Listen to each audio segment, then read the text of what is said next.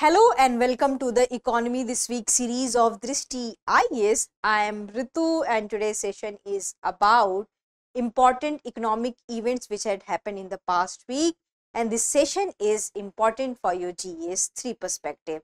So as you already know that this week is very much economically active, and why I am saying so, because in this week we have got economic survey, we had also got the union budget, and in the daily program, we have already covered the important highlights of the economic survey and union budget. So if you want to see that thing, you can also go to the daily programs of the Drishti IAS.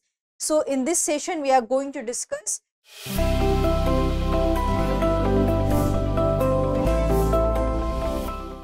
few important topics, and those topics are green economy, what C study says, digital payment system, rural India, and 9055 budget.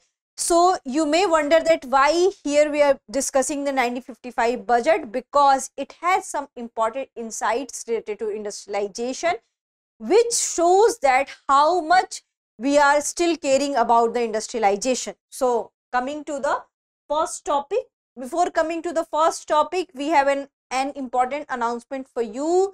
Drishti IAS Noida address is C171/2 Block A Sector 15 Noida Uttar Pradesh, and nearest metro station is Noida Sector 15. And we have IAS Foundation course in both the medium, Hindi medium and English medium. So if you have any queries related to any classes, you can call on to the number 87501 and 87501.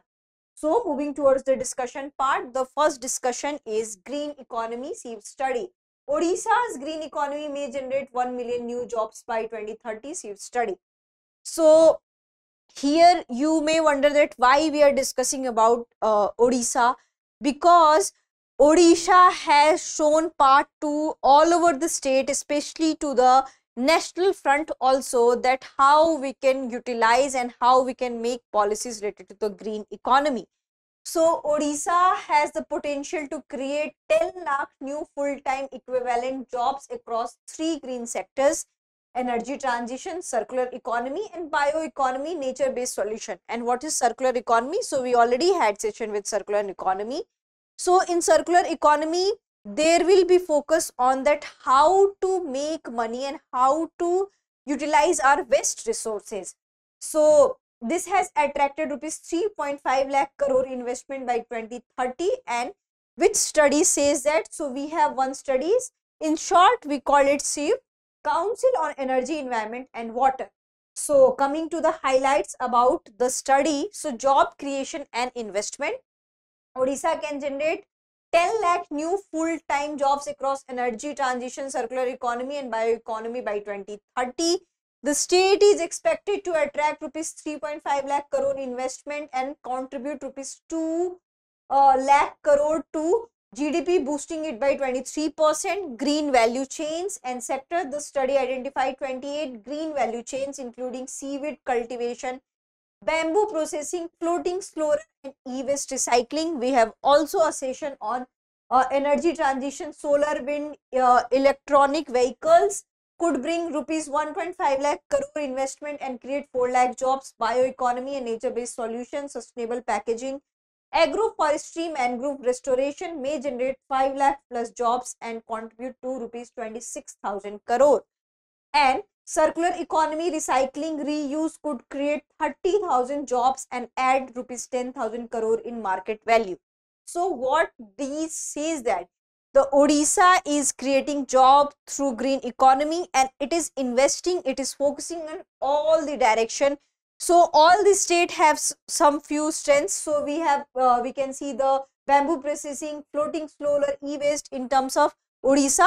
So every state must identify their potential and strength, and they had to work into that direction. So we have few other aspects, policy and government initiative. So Odisha has this Green Odisha initiative, aims to integrate policies and investment across sector. Odisha leads climate budgeting and global climate funding, and common result framework will set department specific goals. So we can see that we have a very well designed policies for Odisha, and what are the key takeaways from this whole Odisha's green economy. So Odisha leadership in green industry can set national benchmark for sustainable economic growth, higher jobs to investment ratio in circular and bioeconomy, and climate resilience and natural diversity and critical mineral resources. So what are the key points from this whole discussion? That with the help of, with special emphasization on green economy, including the circular economy, bioeconomy, how we can create jobs, how we can attract investments, and how Odisha is becoming a national benchmark for all the nation and all the state, that we need to implement such kind of the policies. Now we'll come to the next topic. Next topic is about digital payment system. So India has already garnered a lot of appreciation for the digital payment system. We have a strong UPI system which is available throughout the country. But you may have wondered that in Delhi, especially in city, we can see the QR code on the small shops also. But whenever we go to the rural India, whenever we go to the semi-urban area, they always prefer cash. So we have this kind of question that why this digital payment system had not revolutionized the rural system. In some villages also we can see the QR, but it is not easily available. So in this discussion we are going to focus that how, what is the problem and how we can make it rural based. So this is the thing, that we have this QR code system, we have this Bharat bill payment system, and here we can also see that how there is a problem with the rural and the semi-urban borrowers. So here we can see that what are the problems. So cash continues to dominate the rural credit system. So because of the familiarity, ease of use and wide acceptance, the cash has been widely accepted in rural areas. And here we can see that with 65% of the India's population living in rural areas, there is a strong need for hybrid approach that combines traditional cash-based transaction with digital solution to ensure better financial inclusion. So around 60 to 70% of the population lives in the rural area. So this article says about that we need to focus on the hybrid mode. It means that we need to have flow of cash. We need to also approach the digital payment system so that there will be no difficulty. Suppose that if anybody does not have cash, they have this kind of access that they can digitally transact. So coming to the discussion of UPI needs modification to allow rural users to take bigger advantage.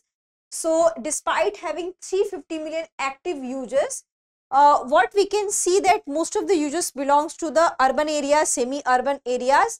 And what are the challenges they are facing? So there is a problem of literacy gap. They do not have financial literacy, they do not have digital literacy, poor internet connectivity and infrastructure limitation because they do not have mobile phones, smartphones to pay digitally. And we also have two QR systems, static QR and dynamic QR. So that is also reducing various that is also attracting various fraud cases, and people does not rely on these kind of QR scan system. So these are the problems. And however, higher implementation cost of dynamics UR prevents widespread adoption by small lenders operating in rural areas. So these are the obstacles we have in rural areas because the cash is the easy way. The cash has been widely accepted. We have literacy gap, we have financial literacy, we have digital literacy, we have unavailability of the smartphones. So that are creating hurdles for the digital payment system of the rural India. So here we had discussed the problem, and we had already discussed that what are the realities of the rural India, that we lack the payment infrastructure, and borrowers does not have even digital options, and sometimes when you manually borrow there is a problem of fraudery also. So these kind of realities we have, and that's why people are largely dependent on the money lenders and digital. They not prefer the digital thing. So that is the case, and that is the what you can say reality of the rural India. So what approach we can find to mitigate such kind of the problem. So a collaborative approach is needed. And what kind of collaborative approach is needed? First, we need to make awareness, and we need to remove the gaps. We need to remove the gaps of the rural and urban divide, digital divide. Also, we need to make our population financially literate, digitally literate, so that they can efficiently use the digital payment system. So no country can fulfill and no country can garner appreciation when its half of the population are deprived from the such kind of UPI system and great digital payment system we have. But what happened that if half of the populations are not using it, then we cannot say that this digital payment system is successful in India. So we need such kind of approach, collaborative approach, we need hybrid approach. And also we need to make trust, we need to build that trust among the people that whatever you are transacting digitally, this is true, and they can cross check and they can cross verify for every transaction. So coming to the next one, which is about the 1955 budget. So why here we are discussing the 1955 budget? Because always we said that history teaches us and we need to take inspiration from the past. So this budget was the budget when there was a completion of first 5-year plan, and for the first time we had discussed on the industrialization, and this budget was focused on the industrialization, where in budget there was a special emphasis given on the heavy industrialization. And at that time India had adopted the socialist model, and they had given a special focus on the workers, that how to improve the life of the workers, how heavy industry can be a basis for India's economy. So this is the thing, and this was the background of the 1955 and 56 budget. So at that time, who was the what you can say finance minister? So we have Mr. C.D. Deshmukh, who was the finance minister, and he has presented that budget. So coming to the what are the economic conditions we have? So in 1954, agriculture and industry grew and cost of living fell by the 7%, and despite a surplus in early quarter, the balance of payment showed rupees 15 crore deficit. The finance minister remained optimistic about external payments but cautioned about the long-term foreign exchange shortages. So that was the economic reality of that point of time. And we had already discussed, because it has just completed a 5-year plans, focus areas of the budget 1955 and 56. So here what we can see, that there was a category for the married persons and unmarried persons. So in 1954, the income tax structure was adjusted to benefit families, with married persons earning up to rupees 2,000 exempt from the taxes, unmarried persons taxed above rupees 1,000. And the super tax slab was expanded to include incomes of rupees 20,000, and concession of income above rupees 25,000 were reduced. So here we can see that in 1954 there was a special attention for the families, and we have also seen that cottage industries were exempted from the taxation. The center also introduced 25% development rebate for new factories and machineries and allowed business losses. So these all thing was related to the industrialization, and as you already know that second 5-year plan was based on the industrialization. So this was a what you can say blueprint for that particular kind of the thing. And they had also given focus on the small scale industries. Then there was also focus on education, defense and health, and overall it shows the optimism. But we cannot go away from the what were the financial realities at that point of the time. But if you want to take inspiration from all these budget and what can be the effect, so the biggest takeaway from the 1955 budget is the industrialization. And today itself also in the economic survey also there was a discussion that we need reformation in industry, how to use AI in the industrial reforms, how to take care of the manufacturing areas, how to take care of the secondary sector. So we can see that today itself also the government is focusing on the micro and small industries. There is a special initiative for the MSMEs. we had this special exemption from the different kind of heavy industry, small industry, medium industries.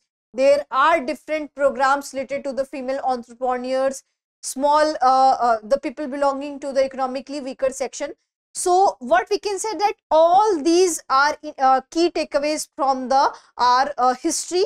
So that's why this budget is very much important. When we have to make any policy related to industrialization, we must go back to the 1955 and 56 budget. So coming to the question part, which of the following best defines a green economy? An economic system based solely on agriculture and forestry, an economy that prioritizes sustainable development while reducing environmental risk, an economy focused only on reducing carbon emissions without considering economic growth, a system where industries are exempt from the environmental regulations.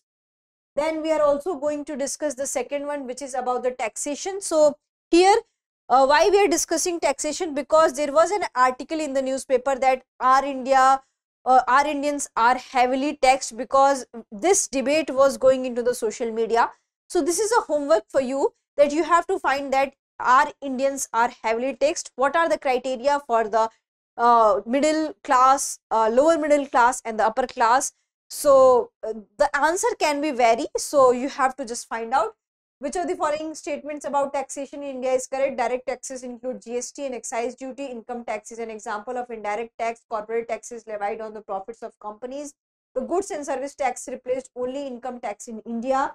Then we have this, what is primary role of customer service points in rural financial inclusion? They act in intermediaries for financial institution by offering cash withdrawals, digital payments and loan disbursement. They provide free internet service to rural borrowers.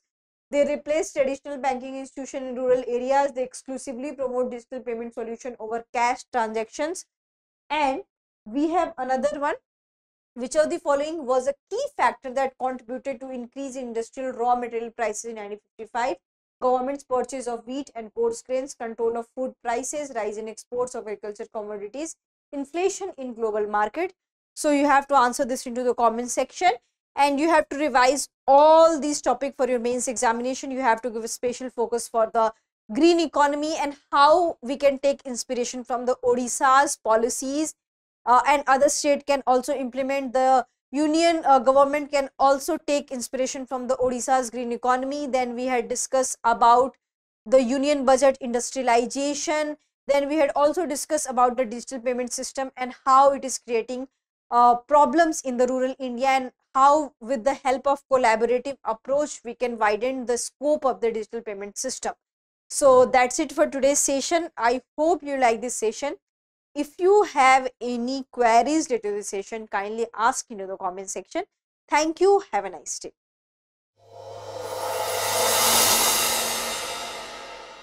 For more informative content, like, share and subscribe, and do not forget to press the bell icon to get the notifications.